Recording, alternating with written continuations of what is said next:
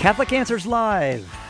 My name is Christopher Check. I am president at Catholic Answers, sitting in for the great Cy Kellett, who is off with his lovely wife, Missy, celebrating 30 years of marriage. Glory to God.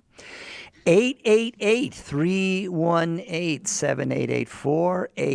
888-318-7884 is the phone number to talk to our guest for the next 2 hours. Senior apologist at Catholic Answers, the great Jimmy Akin. Welcome, Jimmy. Hey there, how's it going, Cy Kellett? Not Cy Kellett, Chris Check. Yeah, it's a reflex. It is. Right. Well, alas, I will struggle to do half as well as Cy does in this role, but it's actually pretty easy with you. You do the heavy lifting. Well, I do what I can. I sometimes throw it to Cy to clarify or to illustrate certain points. So I might throw part of the question to you occasionally. You can try that. We'll see how badly that fails, but that'll be good for my humility anyway. Right? It doesn't fail with Cy. I tend to toss the easy stuff, and it breaks things up a little bit. 888-318-7884. Ask me anything with Jimmy Akin. 888-318-7884. I'm going to ask you, Jimmy, what is coming up on Mysterious World? Well, we had a new episode drop today since it's Friday, and today we have a scientific mystery. We are looking at a couple of techniques that have been claimed to help severely autistic children who normally cannot communicate verbally at all to be able to communicate. There is an idea that goes back a long ways, that classical autism, it's now part of the autism spectrum, but classical autism involves a mental handicap, and that these children are not able to basically process language at all. But in the 1990s, a technique known as facilitated communication became popular, and it seemed to magically unlock these children's ability to communicate, and people started thinking, hey, maybe this isn't a mental handicap at all. Maybe they have the ability to communicate, they just can't control their bodies in a way to let them do it, and facilitated communication will enable them to actually articulate their thoughts. There's also a more recent technique known as the rapid prompting method, or spelling to communicate, that makes similar claims. And you can imagine, if you were a parent of an autistic child who had never been able to say I love you, and you were told they're severely mentally handicapped and they don't understand anything that's going on around them, it would just seem magical to be able to suddenly have them write in poetry and taking advanced classes in schools and expressing their thoughts and stuff. And so it seemed really magical, but there's reason to question what was going on here. So that's the scientific mystery, and we look at that. And this week's episode is a setup for next week's episode, because the spelling to communicate method is still being used with various autistic children. And the most popular podcast of 2025 that even outranked Joe Rogan is called The Telepathy Tapes. And it's based on the idea that all of these severely autistic children are actually telepathic savants with amazing psychic abilities, but it's all based on spelling to communicate. And so this week we take the paranormal stuff out of it and just look at the scientific mystery of facilitated communication and spelling to communicate. And next week we're going to tackle the telepathy tapes and what it claims. Jimmy, is there a rise in autism in the general population, or is it simply that it's being perhaps more carefully diagnosed? There is a rise in the reports of autism, but whether it's due to an expanded definition and more careful monitoring is part of the dispute. in this area. A few years ago, autism, what was then called autism and what was then called Asperger's syndrome, were merged into what's now called autism spectrum disorder. And that more expansive definition of the medical condition of itself is going to lead to more diagnoses. And then with greater awareness of this, there's further diagnosis beyond that.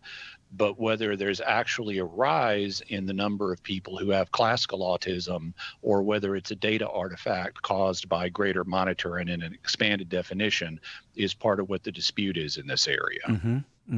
It sounds to me like this episode especially is going to capture, a broader audience beyond the regular Mysterious World folks, probably. Well, it may. We'll see. I've already heard from listeners who are parents of autistic children talking about how much this episode touched them and how really tough it is, because it really focuses in on things they've got going on in their own families. Yeah. God bless you for that. I look forward to listening to it. 888-318-7884, Catholic Answers Live. Ask Me Anything with senior apologist Jimmy Akin. Jimmy, ready? Shall we hit it? Oh, yeah. Ariel in Portland, Oregon on Modern Day Radio. Welcome to Catholic Answers Live. Ariel in Portland. Are you with us? Hello. Oh, there you are. Can you hear me? I can. Welcome. Okay. It cut out there right literally when you said Ariel, and then it just cut out. All right, let's try again. Ariel in Portland, Oregon, listening on Modern Day Radio, home of the great Archbishop Alexander Sample. Welcome to Catholic Answers Live. Thank you. I just want to start off with saying, if I can really quick, Jimmy, big fan, man. Thank you. You're allowed to say that, Ariel. It's fine. Yeah. Okay. So my question is, it's going to be a little bit more nuanced than the initial, the bulk of the question, but basically the bulk of the question is, can a Catholic attend a 12-step meeting in really good faith?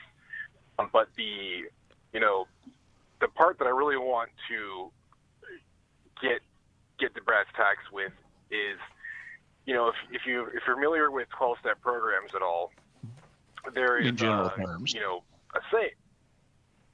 Okay, there's kind of a saying in 12-step programs.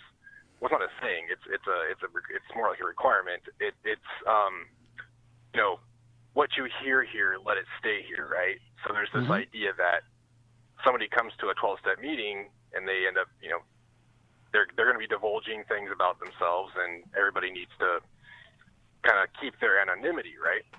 And this applies also even if you were, maybe even like on a personal phone conversation with somebody you met at a meeting. There's this idea, at least, certainly emphasized or implied quite heavily. And so, the idea is well, what if someone were to tell you,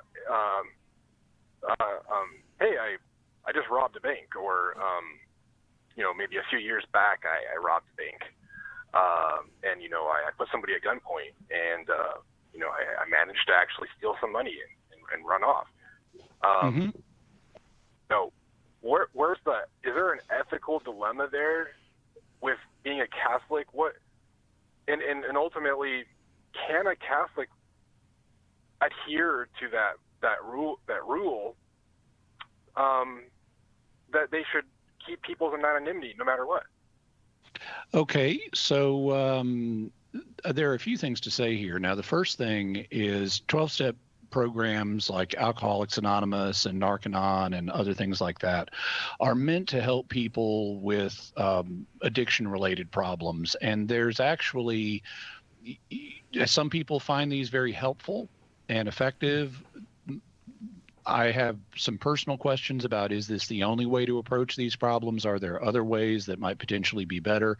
But you're not asking that question. You're asking the question about anonymity. And so for that, as a first step in answering the question, I'm going to pitch it over to Chris Check. Chris, check. Are there any situations in which a Catholic has had material disclosed to them that they are absolutely forbidden by canon law to ever disclose to anybody else? I can think of one. What's that? It's in the confessional. That's right. Yes. So the seal of confession Which, is by the absolute. way, is under assault in the state just to the north of Ariel, there in Washington State, right?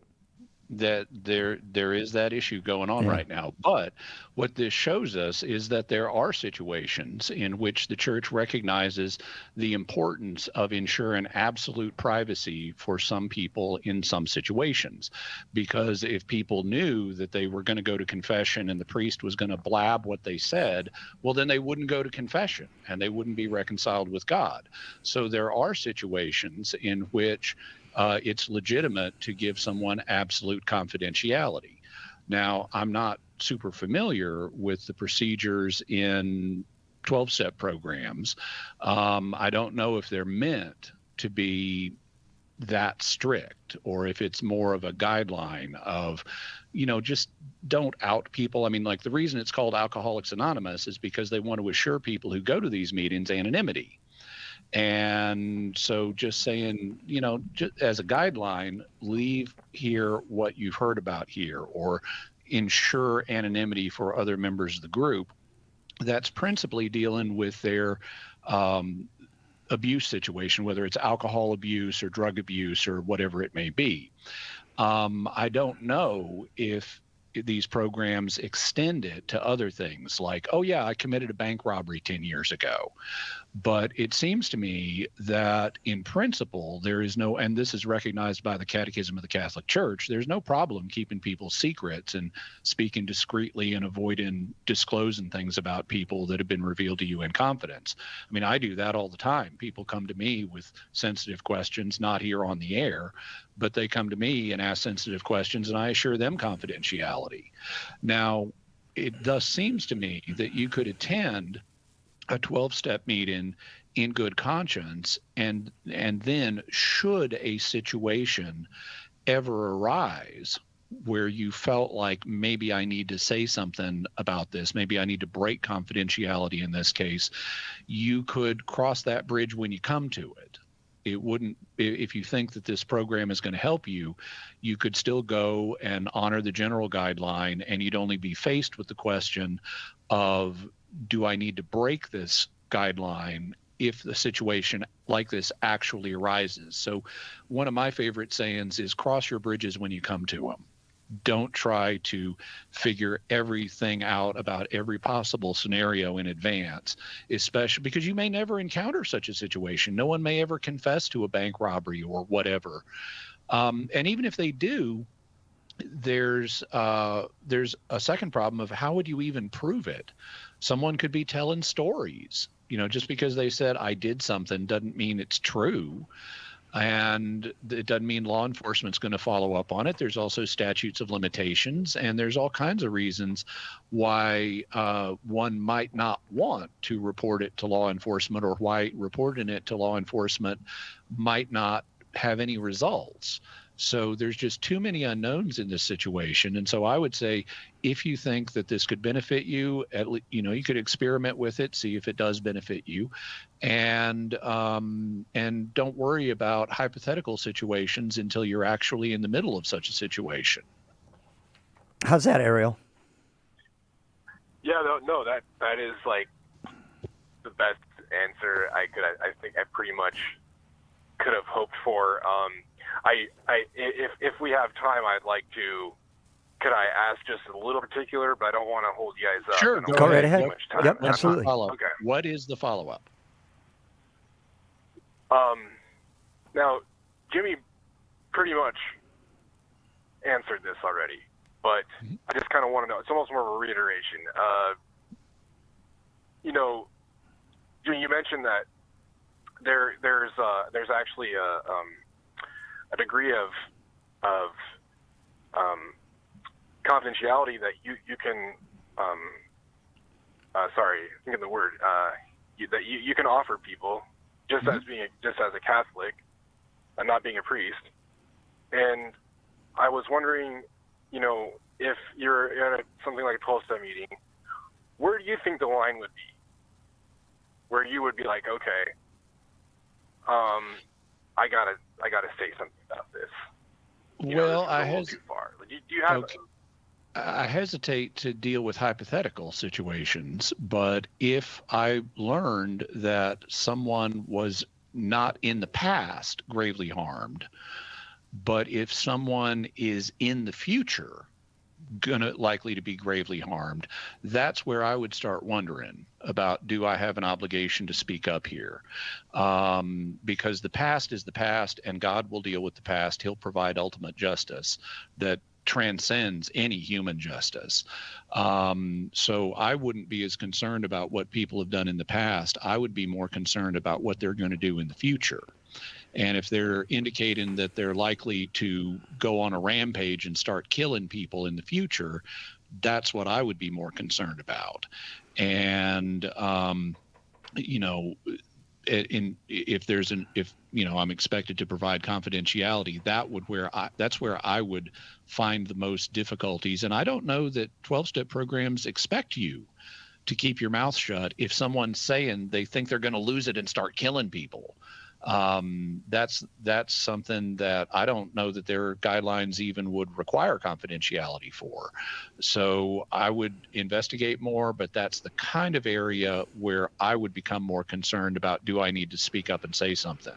Ariel, I'm afraid we have to go to a break. I appreciate your question. My friends, the Catholic Answers Conference is fast approaching, and tickets are going quickly. CatholicAnswersConference.com. Our theme this year is Go Make Disciples. So we are going to be talking about the obligation and, frankly, the art of evangelization. Jimmy, I know that the talk that you're going to give is going to draw somewhat on your, well, frankly, on your work with your Mysterious World podcast and how that's a tool of evangelization for you. Yeah, because you asked me to. How did you know? In fact, we have a great title for your I think it's a great title. I don't know if you agree. Well, you came up with it, but it is also a great title. It's called Come for the Ghosts, Stay for the Gospels. You want to tease that a little bit, Jimmy, but don't give too much away. Well, I can't because I haven't written a talk yet, but it's going to involve things that it's a form of creative evangelization, what I do on Mysterious World. So I use intriguing topics that may not directly seem like they have anything to do with the faith, but I use that as a form of invitation to start thinking about things from the faith and reason perspectives. And ghosts are one of those things which does intersect with the Catholic faith. So I'm going to talk some about ghosts and how these and other mysterious topics can be used for evangelization, and then more broadly, how folks can use the same principle, even if they're not doing something that's directly mystery related, how they can find opportunities for evangelization from angles you might not initially think about. September 25 to 28, right here in beautiful San Diego, CatholicAnswersConference.com. The phone number is 888-318-7884, right back after this. Catch Catholic Answers live anytime at Catholic.com. Are you looking to study Catholic theology in a formal way with the guidance of faithful scholars? Underwriting for Catholic Answers Live is provided by the Augustine Institute, offering master's degrees in theology, pastoral theology, and Catholic education with flexible study options on campus, online, or both. The Augustine Institute equips students to serve Christ and His Church in schools, parishes, dioceses, apostolates, and the home. Learn more today at augustine.edu. Are you a coffee drinker? If so, you can now enjoy a coffee roasted to perfection by the Carmelite monks of Wyoming. Delicious Mystic Monk coffee is roasted and prepared by monks in a hidden cloistered monastery and is available in over 25 varieties. All Mystic Monk coffees are works of perfection and labors of love. For more information on how to purchase Mystic Monk coffee, visit mysticmonkcoffee.com. That's mysticmonkcoffee.com. EWTN Publishing has great summer reading for the whole family. Stand Firm, Be Strong by Father Wade Menezes is a daily spiritual manual that will help you gain strength for the spiritual battle to more fully become the man you were created and called to be. It's one of many great summer reading suggestions for you from EWTN Religious Catalog. For more, visit EWTNRC.com today.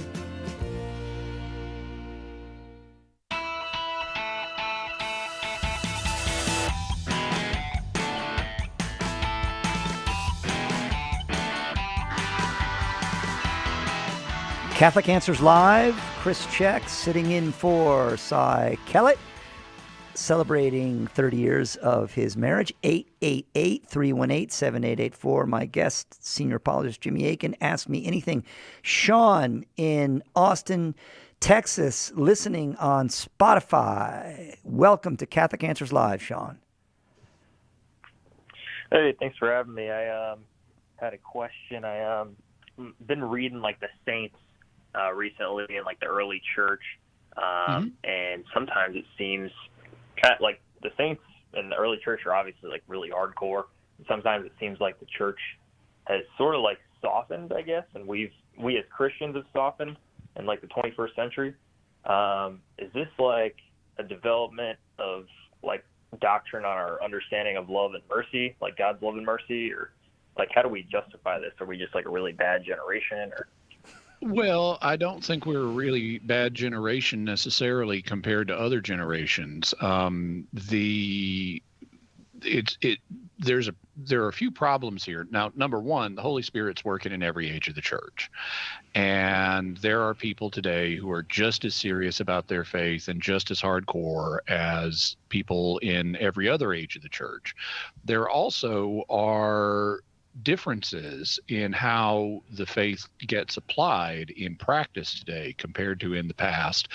And some things that we today that seem hardcore to us just didn't seem as hardcore to them in the past because they lived in a different culture. There will be other things that also get called into play, like the fact we have a really global church now. And that means that some of the rules need to be more flexible than when the church was confined, for example, just to European cultures in a particular age in European history. There's much more cultural diversity in the church today than there was, say, in the 1200s. And we have, 1.4 billion Catholics now, which is much more than in the past. And in order to have an organization that large, it needs to have a corresponding degree of flexibility in it to be able to incorporate all those different people from all those different cultures. Also, there's the Holy Spirit, who helps with doctrinal development. And that doctrinal development, I think, or that developmental principle, I think, shouldn't just be understood as confined to doctrine, but also to moral pastoral matters. Like if you go back to the 2nd century and even the 1st century, there were some Christians who thought, once you're baptized, you can't be forgiven after that if you commit new sins. Or you can be forgiven, but just once. You can commit sins after baptism, but you can only be forgiven for them once. And that shows the kind of primitive state of sacramental theology in at least those communities. And the Holy Spirit has led the church to recognize, no, you can go to confession as often as needed. We're not under that kind of severe stricture. And so I think that there are ups and downs in history. And if you go back and look at an ordinary person, this is another one of the things that I was going to mention. There's probably data artifacts here, because in looking at like writings of early Christians or Christians in prior ages, very few people were literate at the time. And so and a lot of those who were like hardcore people in monasteries. And so you're reading the most hardcore people who were attracted or schooled in monastery life, as opposed to just ordinary Catholics. And if you were to compare an ordinary Catholic today who was active in their faith to an ordinary Catholic in the past who was also active in their faith, you might not see as much of a difference as you might think. There would be some differences, obviously, but I don't think you could just automatically say, oh yeah, Catholics today are just all slackers. compared to ordinary Catholics, or slackers compared to ordinary Catholics in the past. I mean, Chris Check, for example, you know about some of the followers of camp followers, for example, in Catholic countries who would follow the troops around and make their living following the troops around. And they were engaged in a very old profession indeed. In fact, St. Thomas Aquinas and St. Augustine, and the profession I'm alluding to is prostitution. St. Thomas Aquinas and St. Augustine, didn't approve of prostitution, but they thought it should be legal, because if it's not, they said the world would be overturned in lust. Well, today we're blessed enough to live in an age where it is illegal and the world is not overturned in lust. So there's a lot of things that you may not be seeing when you just read selected accounts from the past. Gerald, Joshua, Ryan, Jeremiah, hang on the line. 888-318-7884. Right back after this.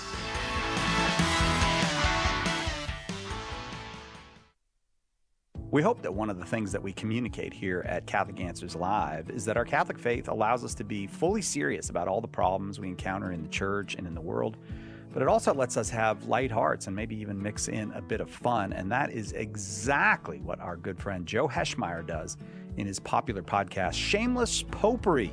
You should check it out at shamelessjoe.com. Joe's got a deep grasp of the faith, morals, the teachings of the church, all that, but he's also got a witty conversational style. He entertains and he informs, but you will leave equipped to better answer the most common challenges, misconceptions, and questions about the Catholic faith. He's got insightful guests, he does on-air debates, and he takes a close look into all the things that you want to know about as a Catholic living today. You'll walk away knowledgeable and filled with joy. Look for Joe on his YouTube channel. Check him out at shamelessjoe.com or wherever you get your podcasts. And if you like what you hear, become a patron. Deepen your connection to the Church's holy days and seasons while you draw on the wisdom of the Church Fathers. Feasts of Our Fathers, the new book from Mike Aquilina and Adam Lucas, is a treasury of history, prayers, insights, and lessons that will bring you closer to the earliest of Catholic traditions. Take your prayer life and your solidarity with the Church, past and present, to a new level. Order your copy of Feasts of Our Fathers today at shop.catholic.com. When the resurrected Jesus appeared to disciples on the road to Emmaus, they didn't recognize him until the breaking of the bread. The same is true today. In the Holy Eucharist, we really meet Jesus. In The Eucharist is Really Jesus, author Joe Heschmeyer explains how knowing Jesus in the Eucharist is the key to understanding all of Christian faith.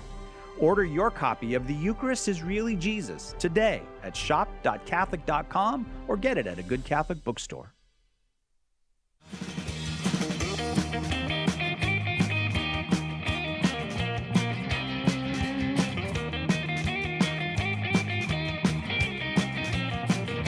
Catholic Answers Live, a little bit of Friday. Oh, it's Friday. Oh, you guys move things around here. A little Friday groovy music. Nick Check and the Dead Century. 888-318-7884. Ask Me Anything with Jimmy Akin. Chris Check sitting in for Cy Kellett. Let's go to Gerald in Maryland, watching on Catholic.com. Gerald, welcome to Catholic Answers Live. Thank you. Can you hear me all right? Loud and clear. Where in Maryland do you live, Gerald? Hagerstown. Oh, I grew up in Bethesda. Bethesda. Outside of Baltimore. Sure. I grew up in Bethesda. What's your question, Gerald? It's about decorum in the church during Mass. Through the grapevine, I heard that we're not supposed to raise our hands with the priest during the Our Father, because he's the ones offering the Our Father to our Lord, and we are sending it to him to pass on. And the other thing is, I read on an article about Vatican II how the receiving in the hands is acceptable but frowned upon, because it's really supposed to be the tongue, and some of the churches I've seen in this area have a design that make it near impossible to do so. The last part. To receive in the flattering is hand? Not. Yeah, to receive in the hand is frowned on because you're really supposed to be receiving it on the tongue. Well, I'll get to that, but you said the design of the churches would make it almost impossible to receive on the tongue, I guess is what you meant. How does the design of the church affect that? Well, basically the design, it's a goes into a bowl style. It starts high and then goes down to the altar. And the priest is standing on the altar, so it's an extra foot higher if you were to try to kneel. Oh, I see. It makes it more difficult to receive on knees. Okay. Yeah. But that's different than on the tongue. Yeah. Okay. Okay. Right. Was there more to your question, Gerald? Yeah. Just a small thing. It doesn't attach to the laities how they should present in the church and what they should and shouldn't do, but the altar does not have a crucifix facing the priest, and I was just curious if that's just a choice or okay. I found it odd. Yeah. So, Gerald, you've asked 3 questions for the price of 1, so let me do my best to answer them for you. We'll start with the last one about the crucifix. What liturgical law requires is that there be a cross with the body of Christ on or near the altar. It does not have to be facing the priest. It just has to be on or near the altar. And so that's the answer to your 3rd question. Let's back up to your 2nd question. Someone told you that it is frowned upon to look to receive communion in the hand. It's technically okay, but it's frowned upon. That is not what the church's liturgical law says. The liturgical law for the United States allows the reception of communion either in the hand or on the tongue at the discretion of the communicant. And there is nothing in the law about what is preferred. So if anyone's saying, oh, but this is looked down upon, that may be their opinion, and they may be revealing their heart that they look down upon it, but it is not what the church's liturgical law says. And I encourage people to stick with what the liturgical law is and not look down on other Christians who exercise different options than you do. Personally, I always receive on the tongue. And that's just my spirituality. I prefer to receive on the tongue, and and I'm a tall guy, I'm like 6 feet, and I will sometimes have a little tiny person in front of me to give me communion, and I'll bend down and I'll open my mouth and I'll stick out my tongue. And I could do the same thing in the kind of situation that you're mentioning. Now, kneeling is a bit different, but kneeling is also allowed at the discretion of the communicant. It is not anybody else's choice. But I don't look down on other people who choose to receive in the hand. So if something is a permitted option and liturgical law does not express a preference, then I think in Christian charity, we should not be looking down on others whose preferences are different than us, but should be respectful of them and their choices and their rights, and just be thankful that they're receiving Christ, as opposed to staying home and not even going to church. I mean, it's a cause for rejoicing. They're receiving Christ however they choose to receive him. So that's kind of what I'd have to say about the 2nd question. When it comes to the 1st question about, you mentioned raising our hands during the Our Father. Some people will also do another related practice, like they will join hands with people on both sides of them. And if they're joining hands and then raising them, then they're doing something that technical term for it is praeter legem. In Latin, praeter means apart from or outside, and legem means the laws in this context. And so this would be a practice that is outside of or apart from the law. It's not something the law says they should do. And there has been some discouragement from the United States Conference of Catholic Bishops to the grab hands and stuff like that. What's less clear is whether the laity should extend their hands, and that could include raising them, but whether they should extend their hands at this point. What liturgical law says is that the laity are not to imitate the gestures that are proper to the priest. And those gestures that are proper to the priest are in what are normally known as the presidential prayers in the Mass, these are the prayers that the presider, the priest, does. And one of the priest's common gestures is to extend his hands when he prays. But here's the thing. The Lord's Prayer is not one of the presidential prayers. It's not a prayer that's unique to the priest. It's a prayer that all of us say together. And the priest is directed to extend his arms.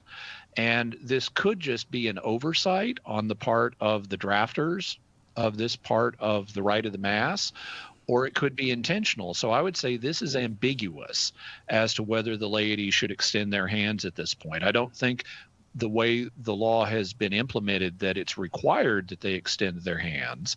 But if they choose to extend their hands, I don't think I could accuse them of violating the law either. I think this is an ambiguity in the law. And if you'd like to read more about that, I suggest you Google Edward N. Peters and Orans, O-R-A-N-S. That's the name of the extended hands prayer posture, and Lord's Prayer. And you should come across an article where he discusses the legal technicalities of this in more detail. Gerald, I'm sorry, in Maryland. I hope that was helpful. Let's go to Joshua in Menifee, just up the street from Catholic Answers, listening on the Catholic Answers app. Thanks for putting that on your phone, Joshua. Welcome to Catholic Answers Live. Hey, thank you for taking my call. So my question is, I think I had this explained to me somewhere. I'm not exactly too sure. But it was kind of like, it kind of went along the lines of this. So God doesn't send people to hell.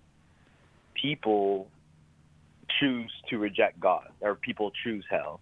And hell is the complete absence of God, and heaven is the complete presence of God.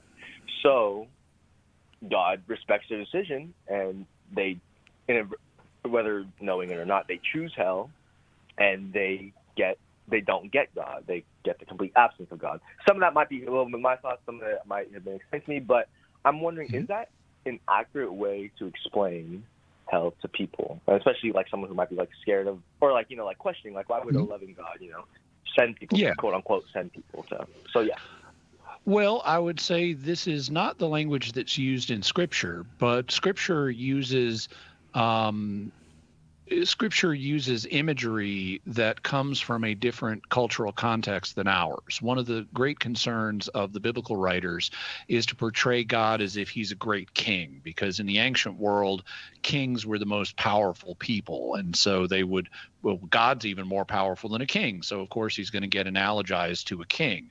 And kings do things via active punishment. If there's a lawbreaker, they actively punish the lawbreaker, like they throw them into prison, or they chop off their heads, or they have them scourged or tortured, or whatever it's going to be. And so that imagery of how kings behave gets used for helping the ancient audience understand how God behaves. But this is imagery. This is metaphor. God is not literally a king who has torturers that are going to torture somebody. And when you say, what's the essential content here that's behind the metaphor? What is the metaphor trying to communicate? It's that, well, God is just, and there are actions that one can undertake that will result in bad things happening to you in the afterlife. But we don't need to understand hell as involving physical flames or physical torturers or anything like that. And as a result, many modern individuals, and I include myself in this, have found it helpful for modern people who come from a different cultural context that is not focused on big, strong kings punishing lawbreakers, to think about this in more personalistic terms of, well, God is the source of goodness and joy. As St. John says, God is love. And if you reject God, you're fundamentally rejecting love. You're cutting yourself off from the source of goodness and happiness. And of course, you're going to be frustrated by that. But God is loving. He doesn't want anyone to be damned. He wants everyone to be saved. And so he's not going to actively have people tortured. So I think the way you articulated it, broadly speaking, is fine to say it's not that God sends people to hell, like sending them to the dungeon, but they choose to cut themselves off from God, and that's going to result in them being frustrated in the afterlife because they're choosing to cut themselves off from the source of joy and goodness, and that's going to lead to them being frustrated.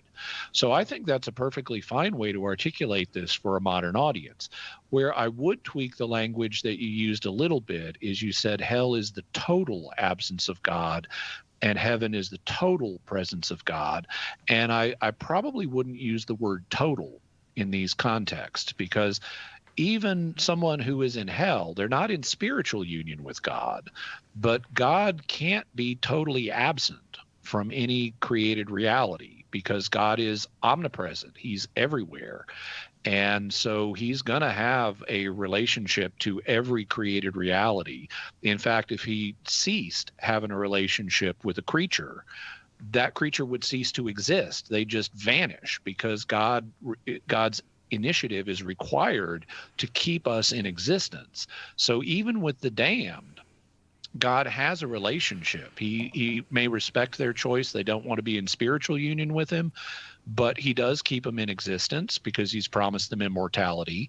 And so I wouldn't say total absence of God, but I would say absence of God, or even better, spiritual separation from God.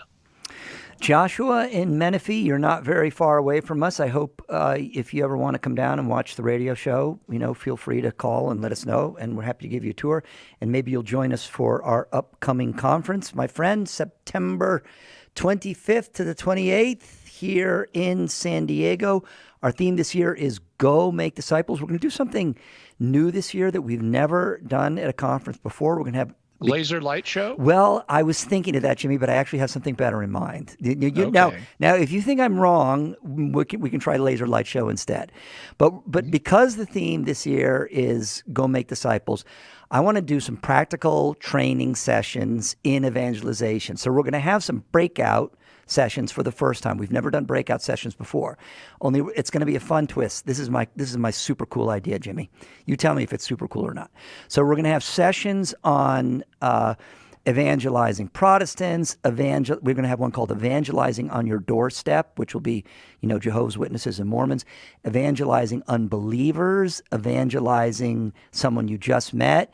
We're going to work with a couple of these. Now, here's the fun part. Each one of these breakout sessions is going to be hosted by one of our speakers, but I am not going to reveal who is hosting which breakout session. It will only be when you get in the room and then everyone's seated in the room, and then we find out which of the Catholic Answers team is taking which topic. So a little fun, mix it up surprise there, and some hands-on training. We'll do, I don't know, skits or whatever, or practice conversations, that kind of thing. So cool idea. Or what do you think? Or laser light show?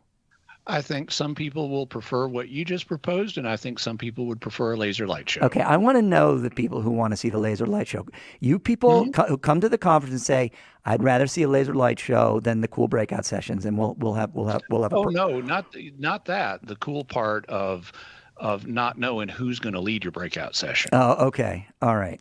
Well, I am the president. You could do both. You could both not let people know who's going to lead their breakout session, and you could do a laser light show. Okay, maybe we will have at least one of the sessions will include a laser light show, but I'm not going to say which one. Okay. All right, my friends, Catholic Answers Live, 888-318-7884, CatholicAnswersConference.com. We'll see you there right back after this. This is Archbishop Paul Coakley, the Archdiocese of Oklahoma City, and you're listening to Catholic Answers Live. Who was the first Catholic in your family? Were they evangelized by a friend, a coworker, a stranger? Did you ever think that you could be that person that God uses to save a soul? and that soul could save their family, their grandchildren, and generations to come. At St. Paul Street Evangelization, a Catholic nonprofit, we train, equip, and mobilize Catholic disciples to do the urgent work of evangelization. Catholic Answers is supported in part by St. Paul Street Evangelization, streetevangelization.com. Hi, this is Mike Aquilina with a few words about St. Maximus the Confessor. The emperor wanted to compromise doctrine in order to make peace with heretics. It was all about politics, but Maximus the Confessor dared to oppose him and would not back down. For this, he was charged with treason and had his tongue and right hand cut off so that he could not speak or write against the emperor. His silence resounded everywhere, and truth prevailed.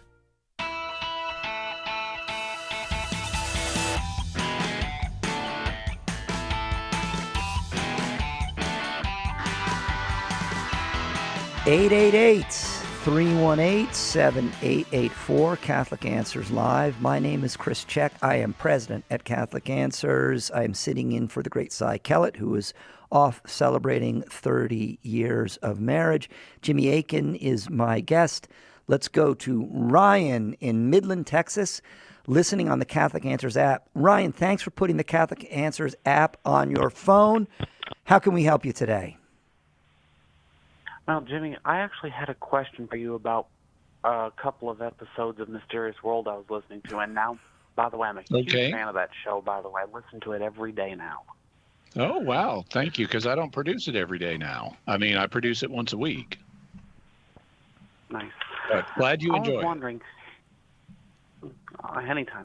I was listening to the Jubilees episode, and you mentioned that Adam was buried next to his sons after he died. But in The Life of Adam and Eve, it was mentioned he had a really fancy funeral. And I was just trying to figure out, how does that relate to the idea that Adam's skull is buried beneath what we now call, Calvary or Golgotha? Yeah, well, I don't know that it does relate to that. These are all different works of Second Temple literature or shortly after Second Temple era literature. And so like Jubilees, that's written, a couple hundred years before the time of Christ or so. And so this is a Jewish work. It is not a Christian work. And it is exploring how the author of Jubilees imagined things to be.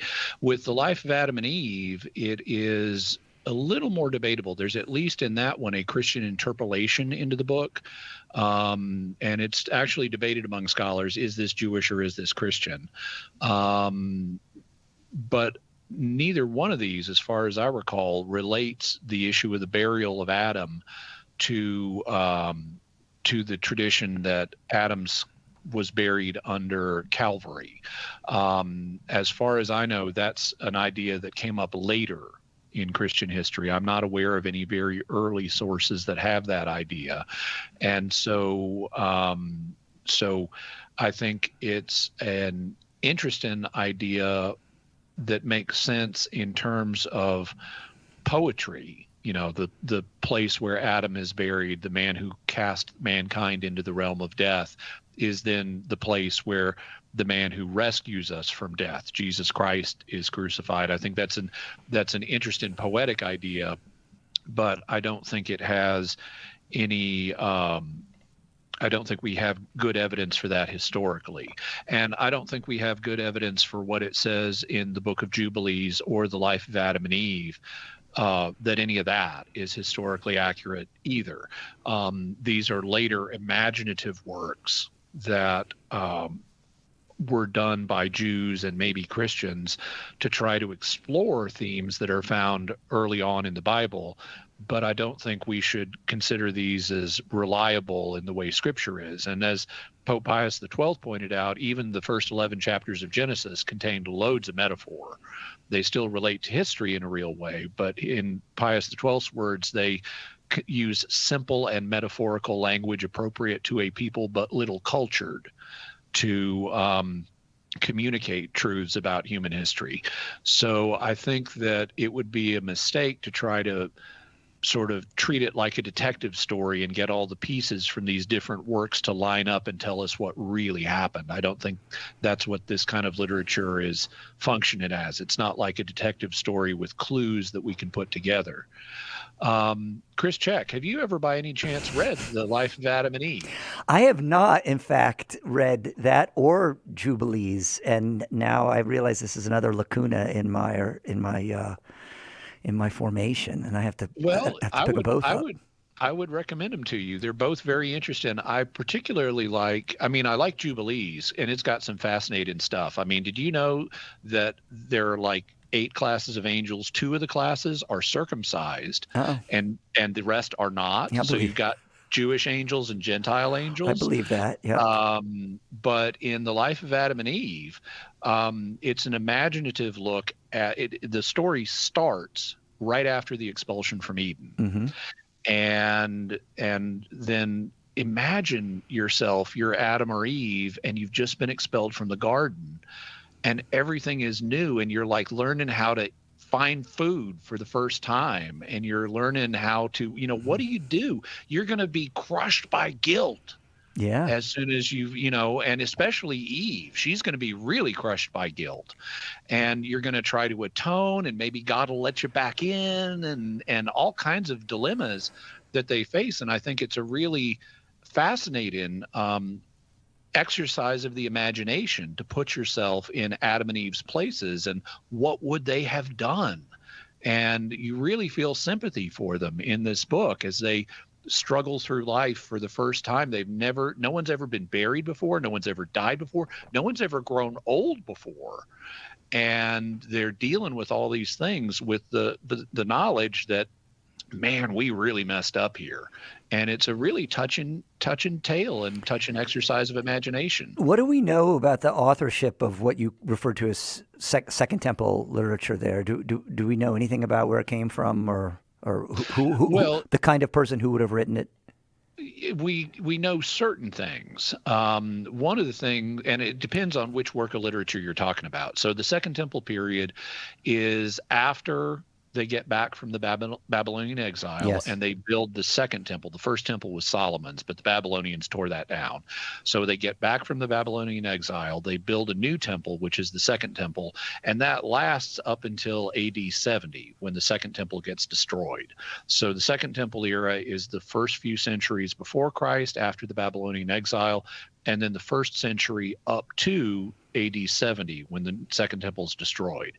And for Jewish and Christian literature, most of it is written by different groups of Jews, and which books are, who wrote which books is something we don't know in Jewish literature, any of the names of the authors, but we can tell certain things about the authors, like the book of Jubilees was popular in the Dead Sea Scrolls community.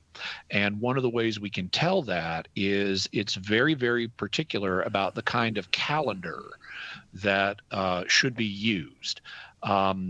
Because the Dead Sea Scrolls community, one of the things they really criticized the Jerusalem community for was changing the dates of the calendar based on when the month starts, based on what the phase of the moon in the sky, because the month starts at the new moon, but the months are of uneven lengths based on when you sight the new moon.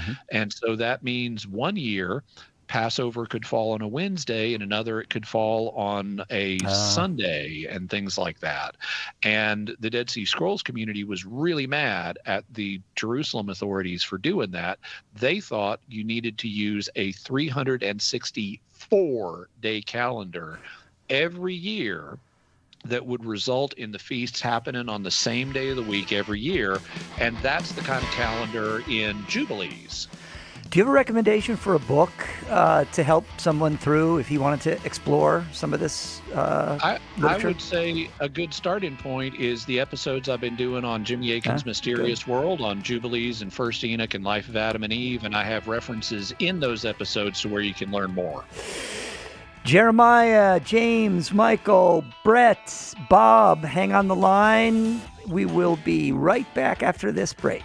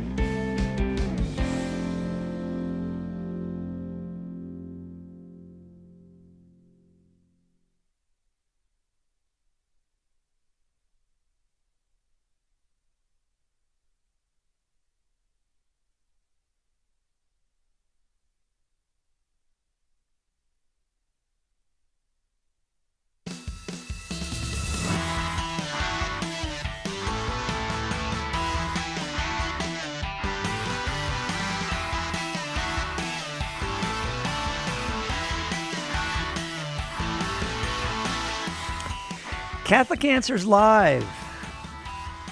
Welcome. My name is Christopher Check. I am president at Catholic Answers. I'm sitting in this hour for the great Cy Kellett, who is off celebrating 30 years of marriage to his lovely wife, the wife for his life, Missy, yes. And my guest this hour for Ask Me Anything is Jimmy Akin. The phone number to talk to Jimmy is 888-318-7884, 888-318-7884. Jimmy, if I'm not mistaken, it's the vernal equinox today. Something like that. Yeah. Are you going to celebrate with a bonfire or? I wasn't planning on it. Okay. No. Yeah, but it's hot enough here already.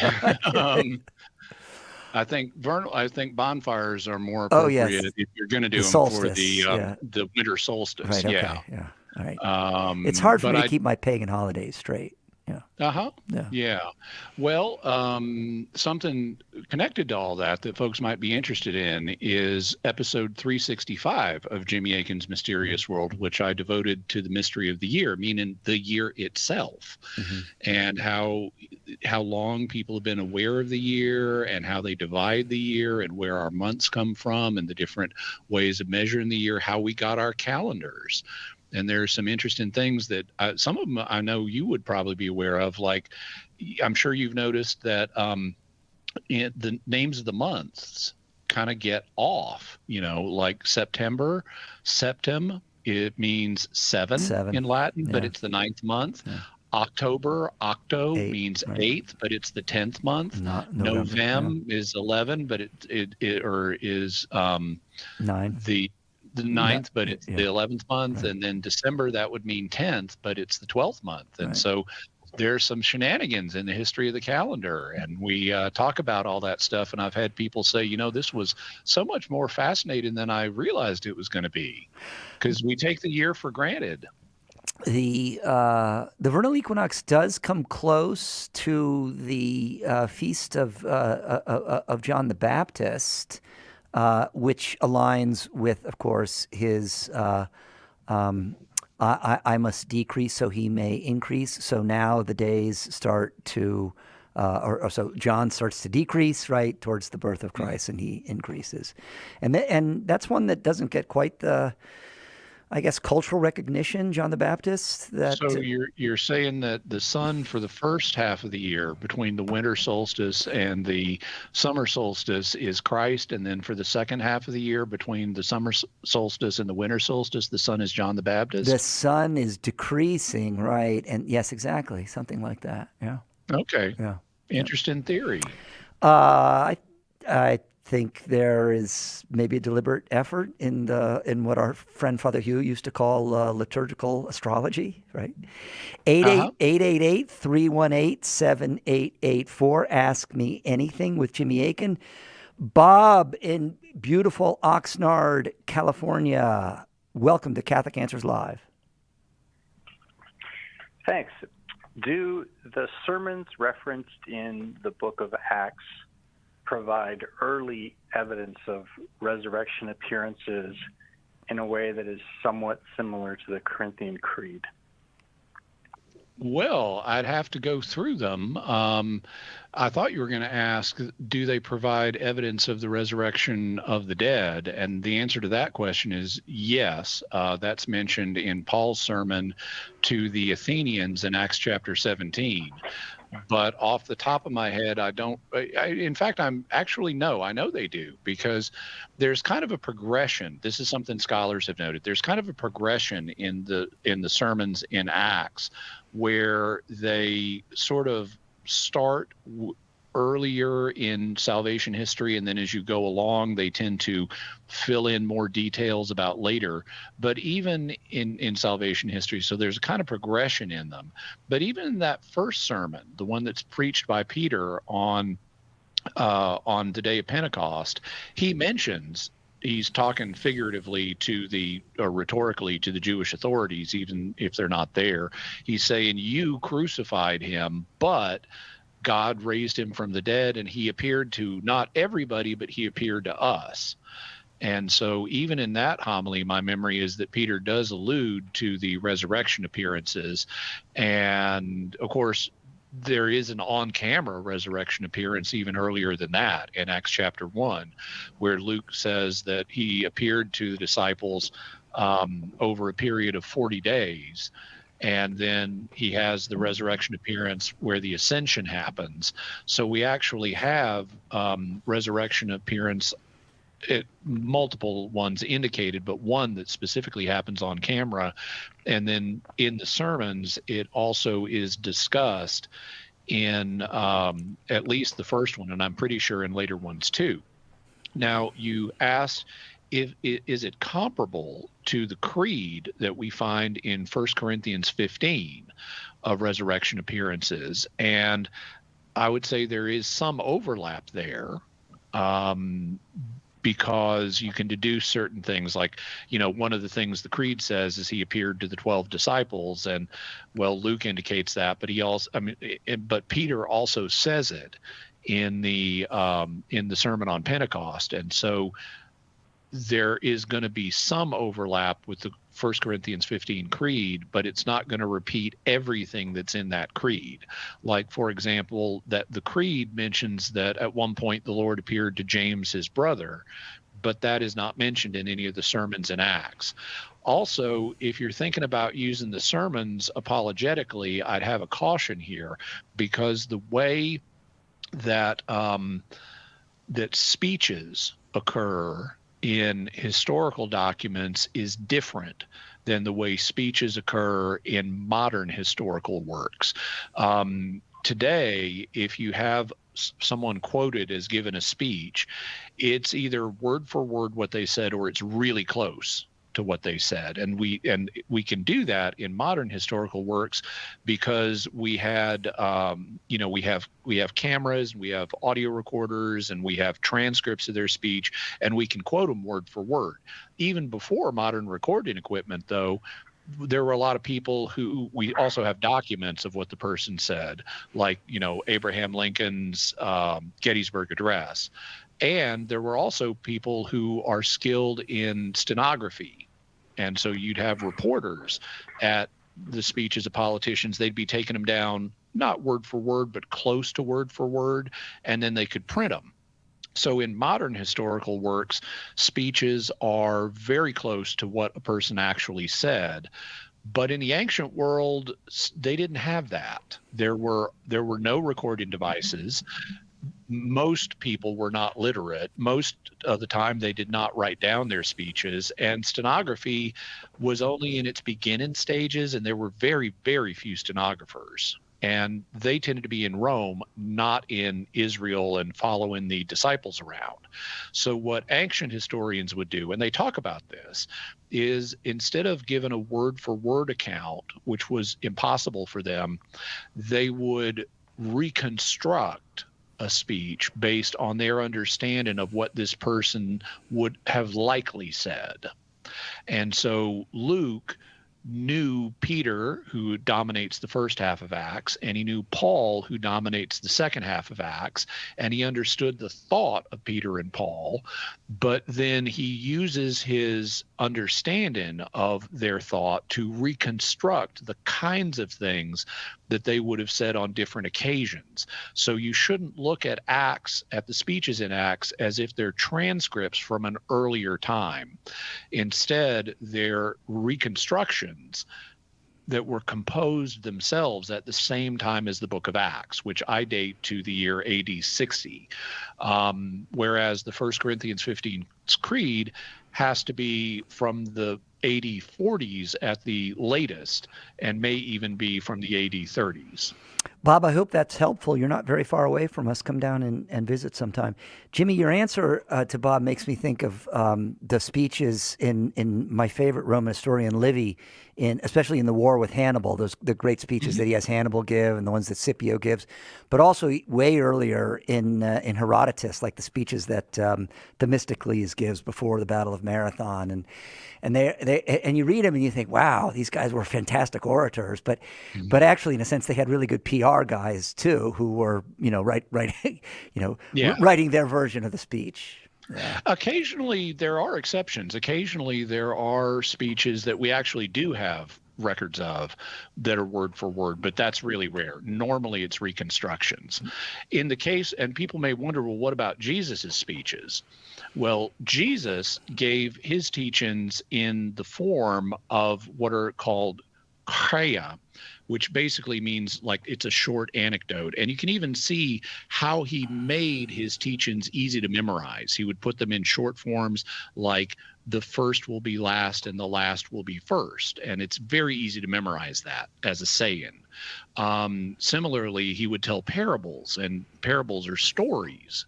So and humans are wired for remembering the gist of here's how the story goes. And what you find in Matthew, who is a big organizer, is he will take the individual chaya that Jesus had given, which people remembered, and he knits them together into these 5 major speeches. In Matthew, the first, the Sermon on the Mount, is Jesus's ethical teachings. The second, in Matthew 10, is on how the church needs to evangelize. The third, in the middle of everything, is the kingdom parables about the kingdom of God. The fourth is the church's internal function, and its internal discipline. And then the last is the prophetic discourse on the Mount of Olives. So you see the beginning and the end are the law and the prophets, law and prophecy. Yeah. Then you have the church's external and internal functions within one step within that. And at the center of everything is the core of the gospel itself, the kingdom of God. Yes, excellent. Jeremiah in Boca Raton, Florida, watching on the Catholic Answers YouTube channel. Welcome to Catholic Answers Live. Yes, peace and blessings. Maranatha, Maranatha, peace and blessings to everybody watching. You too. Again, I got a question for you, sir. Thank you. In Acts 9:40, right before, Peter raises Tabitha or Dorcas from the dead, I want to know, where do you think that, as far as her spirit was, where do you think she was? Okay, well, so she was dead, and that means that in the most broad sense we can say where she was in Hades, the land of the dead. Today in English we often associate Hades with the place of the damned, but that's not how it was understood at the time. Hades was just a general term for this is where the dead go. And so Dorcas or Tabitha was definitely in the land of the dead. And since she was a sincere Christian and we're not given any reason to doubt her salvation, I would assume that she was in a blessed state. She might have been in heaven, in that heaven had been opened by this point by Jesus, and so she could have been in heaven and in full glory. Or she might have been in a state of purification on her way to full glory, in which case, using modern vocabulary, we would say she was in purgatory. But I would say she was in a good state, whatever it was, and it could have been either a state of purification or purgatory, or if she didn't need further purification, she might have been in heaven itself at this point. Jeremiah, appreciate your question. We have to take a break. My friends, do not miss out on the deal of the summer. And this is the deal. All the 20 Answers booklets, whether the hard copy book or the ebook, just $2. And my friends, I can tell you, I know this is a deal because we can't even print these books for $2 a copy anymore. So this is a whale of a deal. There's over 100 to choose from, books and ebooks. This is a 60% savings. This is the time to stock up on the superb 20 Answers collection. Only 3 days remain. Visit shop.catholic.com. Right back after this. Miss a show? Make sure to catch up by downloading the podcast, available online at Catholic.com. Underwriting for Catholic Answers Live is provided by Real Estate for Life. Real Estate for Life connects homebuyers and sellers to real estate agents while supporting pro-life organizations. On the web at realestateforlife.org. Underwriting for Catholic Answers Live is provided by Magnificat. Published monthly, Magnificat features texts of daily Mass, prayers, articles, meditations, art commentaries, and more, in step with the liturgical rhythm of the Church, on the web at magnificat.com. One of the reasons we should go to Mass is because, if you look in the Catechism, you will see the fruits of Holy Communion. And these are remarkable things that we can receive at every Mass that we attend. We encounter the risen Lord, and He shares something of His divine life and love with us. The Holy Sacrifice of the Mass, live from the EWTN Chapel, every morning, 8 Eastern, on EWTN Radio and Television.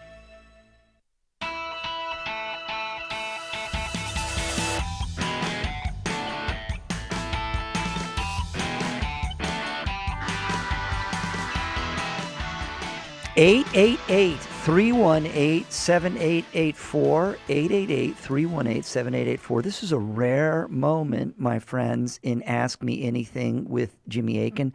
I think there are 2 phone lines open. So here's your chance to ask Jimmy a question. 888. You just jinxed it. Now they're going to fill up. Well, that wasn't jinxing it, Jimmy. That was my objective. Okay. I thought you had philosophical training there. That wasn't obvious what I was trying to do? Or? I'm joking with you. 888-318-7884, Catholic Answers Live. Chris Check sitting in for Cy Kellett. James in the Bay Area, California. That's a big area, the Bay Area. Where are you, James, watching on the Catholic Answers YouTube channel? Well, I'm driving to Santa Rosa now from San Francisco. Okay, glory. Okay, so Bay Area is pretty descriptive. How can we help you? So hi, Jimmy. It's a little surreal to be talking to you. Thank you so much for everything you do. I hope you're doing well today. Thank you. That's very kind, and likewise. So I've been thinking about this problem from a Thomistic perspective, but I was hoping to get your feedback on it. What I wanted to ask you was, during the period of time that Christ is dead, does the second person of the Trinity still have a true human nature united to it? And if you think so, could you just talk about a little bit about how that might work metaphysically? And if not, why we might not worry about it? Okay, so it's going to depend on how you mean true human nature. Now, in St. Thomas Aquinas' thought, and this is not all Catholics, but this is St. Thomas Aquinas' thought, in order for a human being to have a complete human nature, they need to have both a human body and a human soul that are united to each other. So Aquinas would say when you die, your body and soul separate, and the soul is no longer a complete human being, and it won't be until the resurrection of the dead when it gets its body back. Since when Christ died, his body and soul separated, if you mean what I just described of having a body and a human body and a human soul united to each other, if that's what you mean by a complete human nature, then, well, no, Christ wouldn't have a complete one because they're in a state of separation. But normally when this question gets posed, that's not what's envisioned. Instead, the question is, well, when Christ is dead, does God have a human nature at all? And the answer to that is a clear yes. One of the things that everybody is going to agree with is that at the moment of the incarnation, Christ's human soul was permanently united to his divine nature. So the divine nature continues to be united to a human soul, and thus it definitely has a human nature in that sense.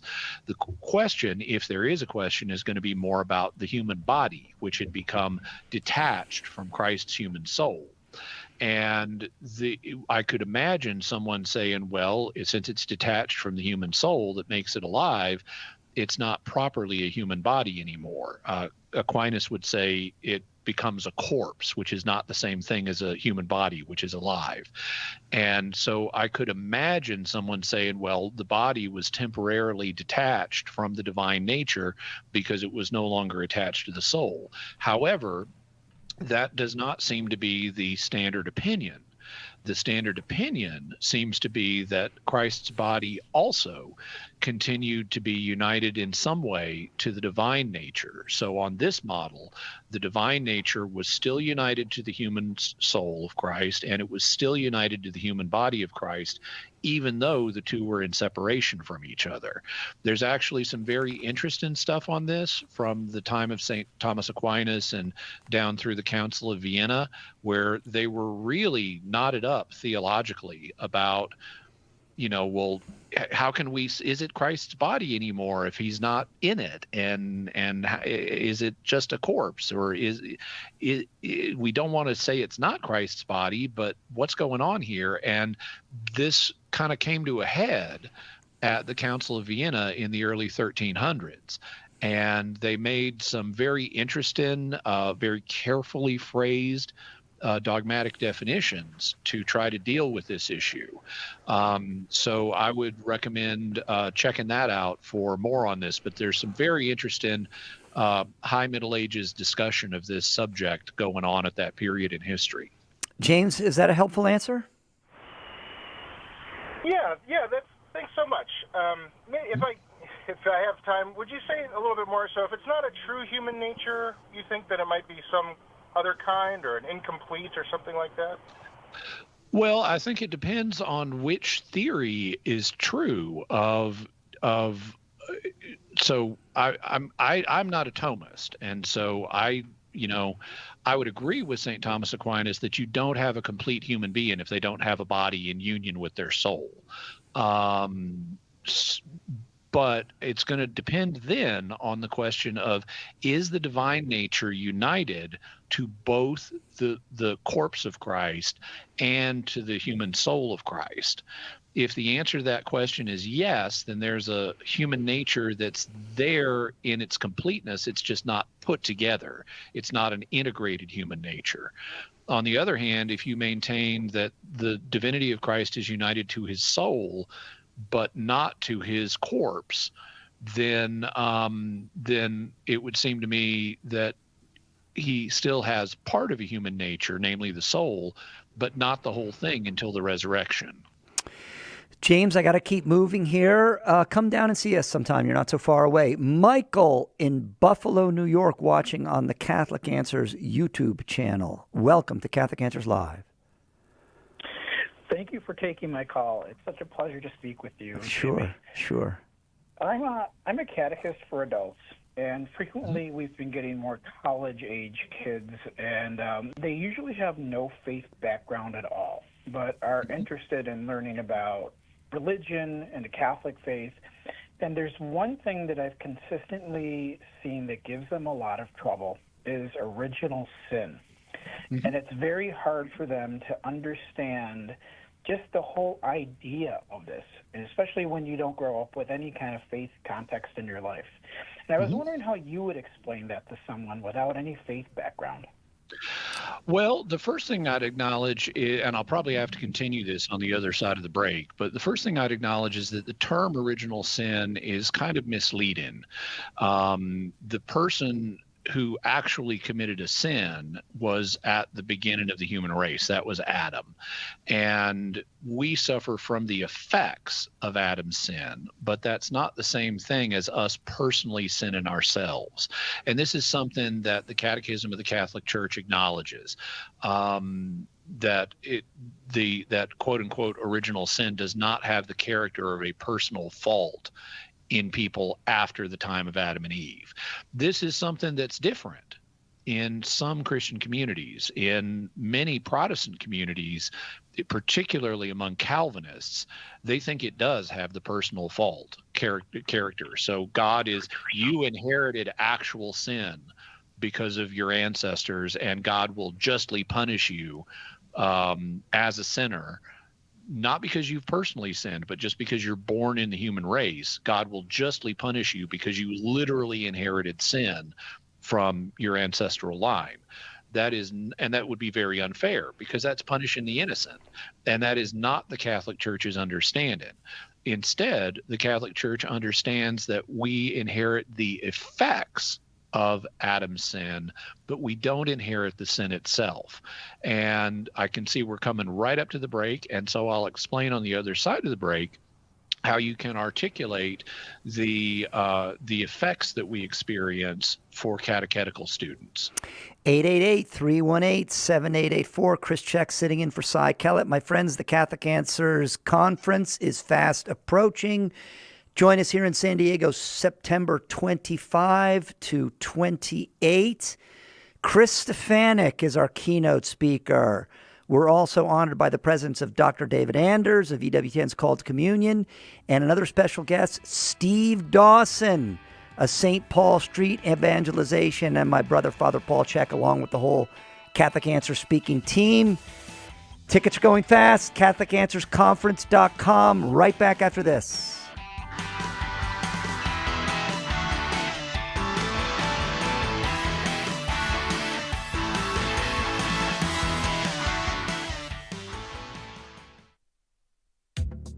Have you ever wondered about the mysterious, even obscure aspects of the Catholic faith?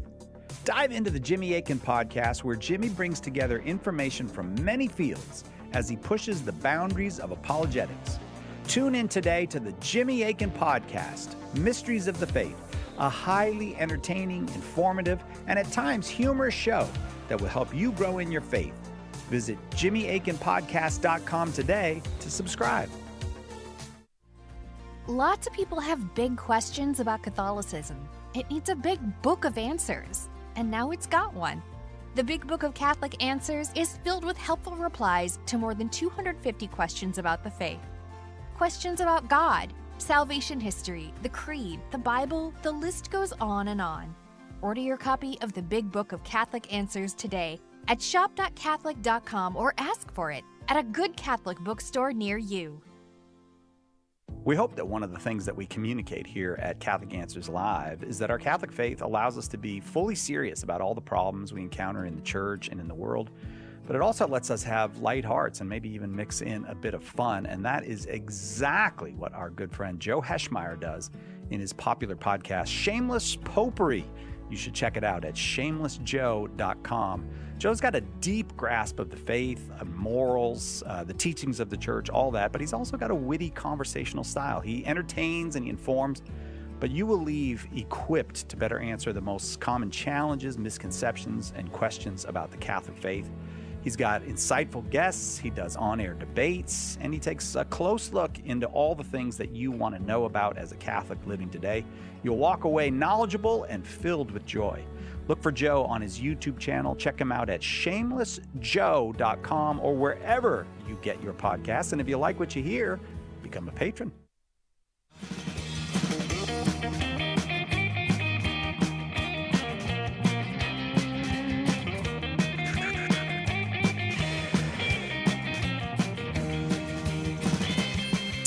Catholic Answers Live. A little groovy music for a Friday. 888-318-7884 to talk to Jimmy Akin. Chris Check sitting in for Cy Kellett. Michael in Buffalo. First, I want to say thank you on behalf of the whole staff here at Catholic Answers for your work as a catechist. That is great news, helping to spread the gospel, and we're grateful to you. So you had a question for Jimmy about how you can better explain original sin to your students, and Jimmy was halfway through answering that. Yeah, so I pointed out before the break that this is not understood in the Catholic Church the way it is in some Protestant churches. We don't literally inherit guilt from Adam. What we do inherit are some consequences of sin, and there are a number of metaphors that can be used catechetically to help people understand this.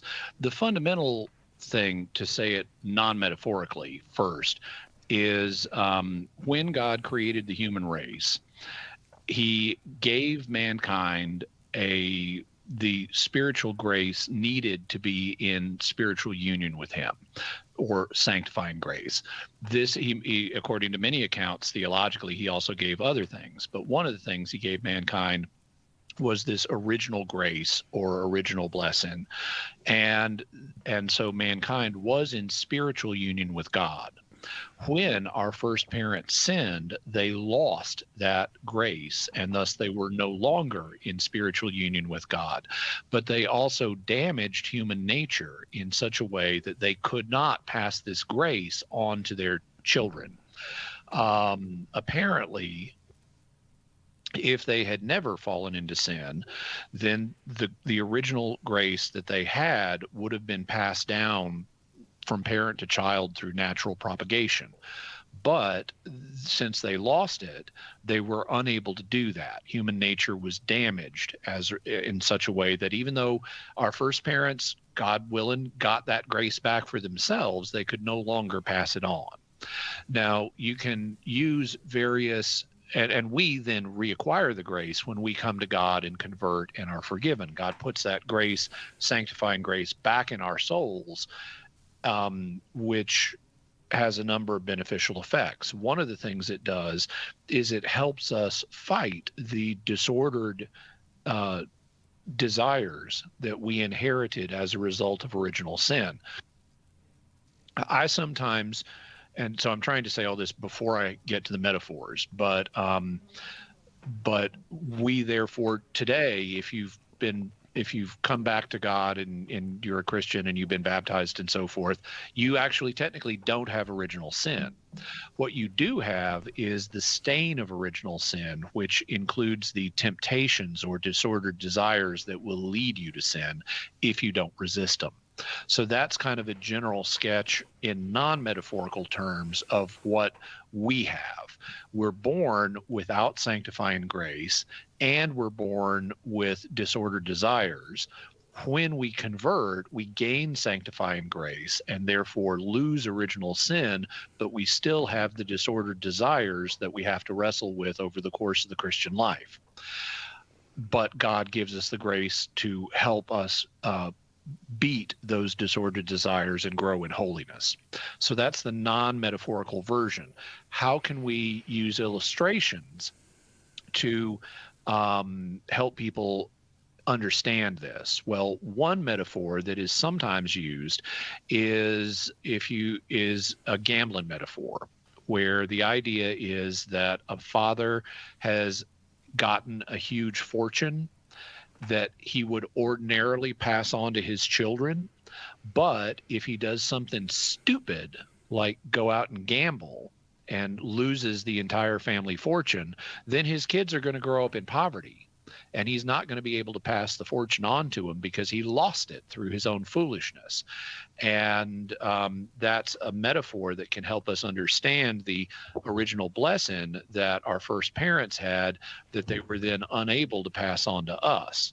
Another metaphor that incorporates an additional element, because the gambling metaphor deals with why we didn't inherit the original blessing or original grace that God gave mankind. But what it doesn't do is cover the disordered desires, the stain of original sin that we also got. And so to use a different metaphor that can help explain that, I sometimes appeal to The Simpsons. If you ever watch the opening credits to The Simpsons, you've got Homer Simpson playing with glowing radioactive rods, and we're given to understand on the show that those are not healthy. And so, you can damage your genetic code by playing with radioactive sources. And so I kind of used the Homer Simpson analogy. If Homer Simpson plays with radioactive rods, his kids might be born disfigured. They might have huge bulging eyes and, and overbites and perfect yellow skin and stuff. And so, I'm inhumanly yellow skin. And so that's something that is analogous to how God created our first parents in a perfect state, but then because they damaged themselves with sin, it's kind of like suffering genetic damage. So that genetic damage gets passed on to the offspring. And that's like the disordered desires that we get as a result of original sin. There's also a third metaphor which captures another aspect of this, and this is a computer-based metaphor. One of the things that God could have done is create man in what's known as a state, theologically, it's known as a state of pure nature, in which case everything would have been fine for humanity, but we wouldn't have had the spiritual union with God. What he chose to do, instead of creating us in a state of pure nature, was to create us in a state of what's called elevated nature, where he gave us the spiritual grace needed to be in union with him, and thus we were elevated above just a purely natural state. But now that he had given us an elevated nature, if you take that grace that elevates us and rip it out, that will cause what's left of human nature without that grace to malfunction and have disordered desires, for example. And so I sometimes use a computer upgrade metaphor for this, where if you have a computer, you could install a computer program and it operates just fine, but then you install an upgrade that introduces new components into the computer program. And if you then go in and delete one of those new components, the computer program is going to start malfunctioning because you've deleted a component that it needs in its upgraded form to work. And that's analogous to God creating us in a state of elevated nature and then us chucking out one of the elements that we need to operate in an elevated nature, namely the grace that unites us with God. And so we malfunction and have disordered desires until that all gets repaired in a further upgrade that will be complete at the resurrection. So hope that's helpful to you. Michael, I'm afraid we got to move on. We got quite a few calls. Jimmy, I always knew The Simpsons were brilliant television. I had no idea they were so suffused with theological meaning, and you ought to watch the episode where Bart and Homer go to Catholic heaven and yes, Marge goes to Protestant heaven. I do know that one. It's quite accurate. Brett in Philadelphia, watching on Holy Spirit Radio. Welcome to Catholic Answers Live.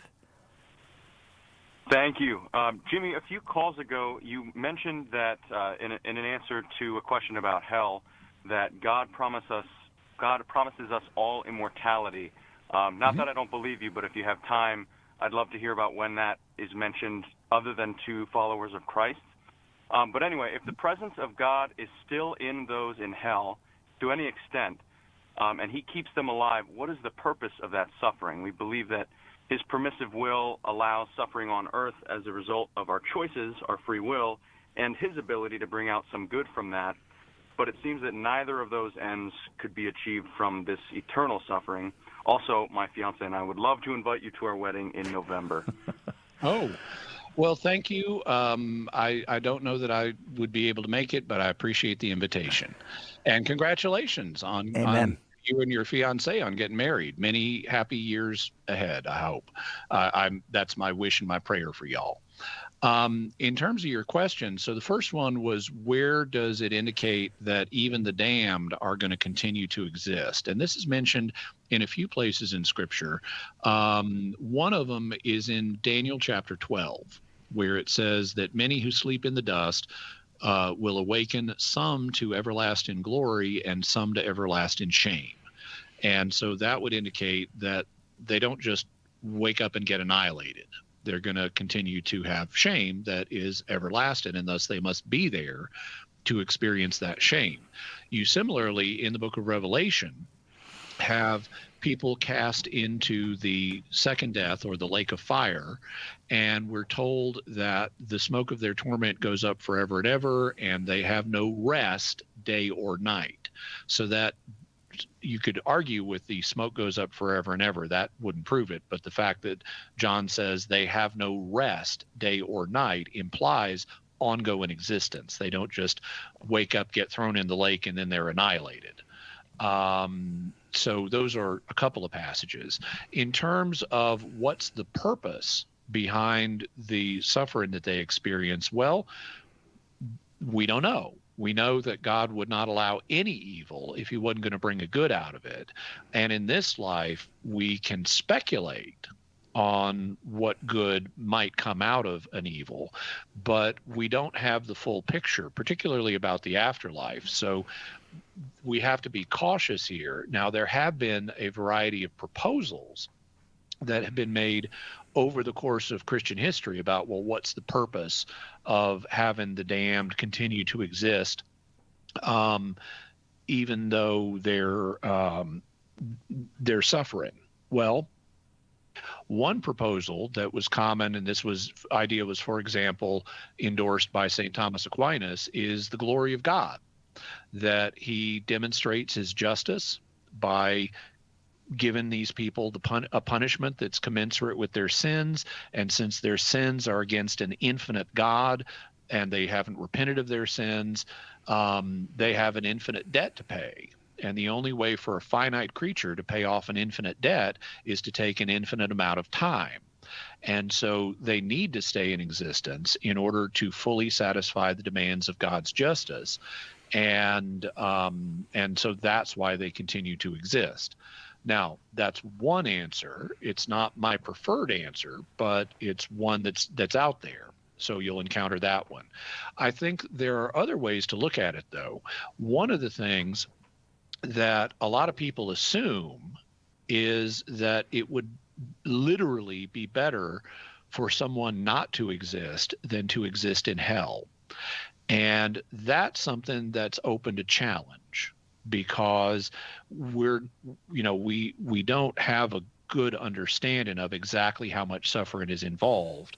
And it could be that people in hell actually experience a net balance of positive things. I mean, existence itself is a good. And there have been people who have said it's better to exist, even though you're suffering, than to not exist.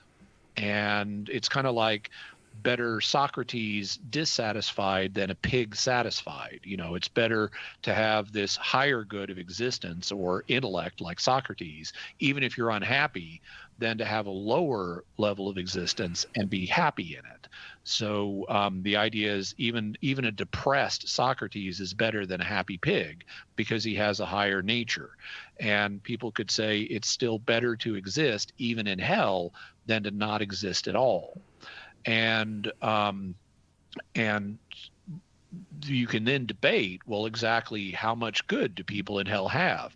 As long as they're coming out on the plus side of things, even if they don't recognize that they're coming out on the plus side of things, then God is not doing anything unjust. There is still more good coming out of their existence than would happen with their non-existence. And I tend to look at it in this light. One of the things I will sometimes point out is, and I find myself increasingly thinking in this way as I've reflected on this more, God just gives people the gift of existence and he lets them do with it what they want. When someone dies, if they're rejecting God's friendship, their will becomes fixed at that point. That's why once you go to heaven, you don't fall again, because your will becomes fixed on good. And if you reject God so that you die out of his friendship, your will becomes fixed on rejecting God. So they don't want to be forgiven. They don't want anything other than what they're getting. They may be frustrated, but the reason they continue to exist in a state of frustration without turning around or disappearing is God's letting them have what they want. They want to continue to exist and they don't want union with God, and God lets them have both of those things. And so one of the goods that's coming out of their continued existence is God's giving them what they want. He's respecting their decision.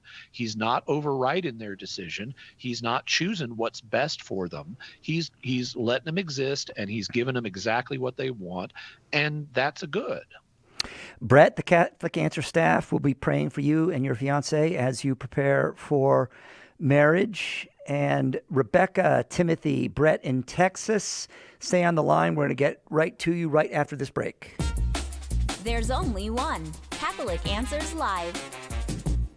The Catechism defines evangelization as the proclamation of Christ and his gospel by word and the testimony of life. But what does that look like in real life? It looks like St. Paul Street Evangelists out in the public square, sharing the good news. We're a Catholic nonprofit that starts conversations by handing out free sacramentals. Then we employ our method of listen, befriend, proclaim, and invite. Catholic Answers is supported in part by St. Paul Street Evangelization. Visit streetevangelization.com to learn more.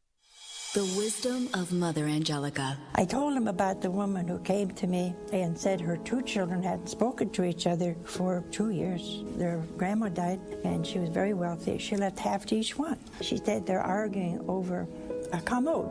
She said it's inlaid. Can you imagine being in hell and somebody saying to you, what are you here for?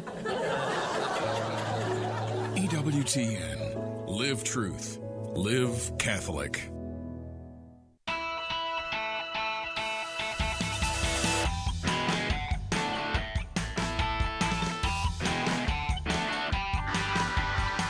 Catholic Answers Live. We've got 4 callers here, Jimmy.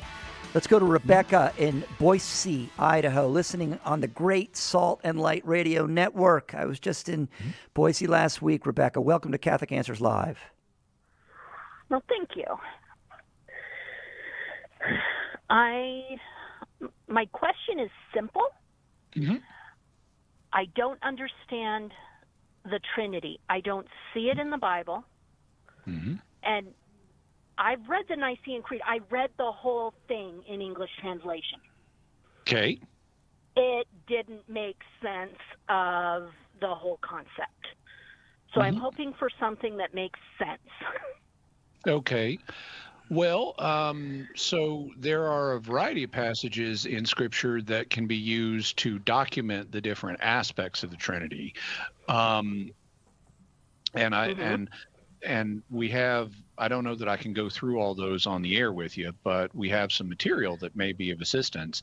One thing we haven't done today is give away any books, and I cover the doctrine of the Trinity in my book, A Daily Defense. So since you're here in the United States, Rebecca, maybe if you hang on the line after this answer, we can send you a copy of my book, A Daily Defense, which includes not only information about the Trinity, but a ton of other subjects as well.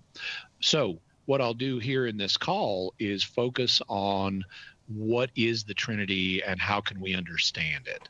The basic idea of the Trinity is that there is one God who is 3 persons. And that's possible because a God is a being, and persons are persons, and being and person are 2 different categories. You can illustrate this by looking at parallel examples. So for example, Rebecca, you're holding a telephone right now, correct? Correct. Okay, so your telephone is what philosophically would be known as a being, or being, to force myself to say it more fully. And a being is anything that bees, to use a bit of African American English. Anything that bees is a being. It's something that exists. So does your phone exist? Yes. Okay, so your phone is a being, but is your phone a person? And ignore any AI assistant you've got on it. Is your phone a person? No, it's not. Okay. So we've AI just assistants seen aren't people either. they're not either. We agree on that. Okay. So you've got a phone that's one being, but it's 0 persons. And now let's look at something else. Let's look at you or me. Do you and I both exist? Yes. Okay. Are you and I each a person? Yes.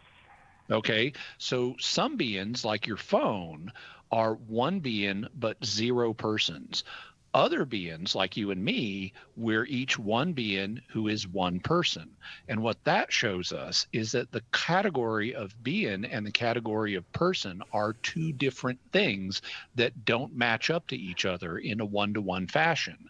So if some beings are 0 persons like your phone, and some beings are 1 person like you and me, then there's no reason there can't be other beings that are more than 1 person. And that's what God is. In Scripture, it is revealed to us that there is one God and that there are these 3 divine persons. They're not all 1 person. They're 3 distinct persons, but they are each God. Thus, there are passages that refer to the Father as God, and the and the Son is God, and the Spirit is God. And so, based on the biblical data, Christians in the second century, I mean, they're already starting to put it together in the first, and in the second century, it grew more robustly.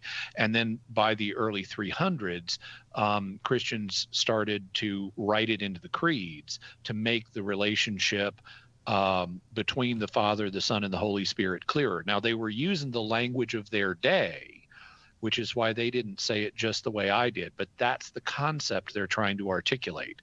There's this one being who is divine, and this one being happens to be more than one person. He's three persons. So some beings are less than one person, which is to say they're impersonal. Some beings are exactly one person, which is to say they're personal. And some beings are more than one person, which is to say they're super personal. And that's what God happens to be. And Scripture reveals that there are three persons that are God.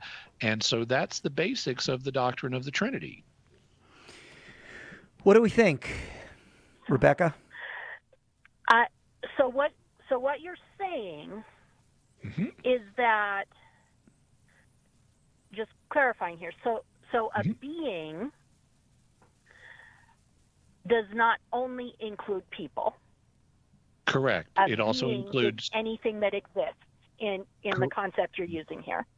Correct. So a stone is a being, a snowflake is a being, an electron is a being, your phone is a being, anything that exists is a being, but none of the ones I just named are persons.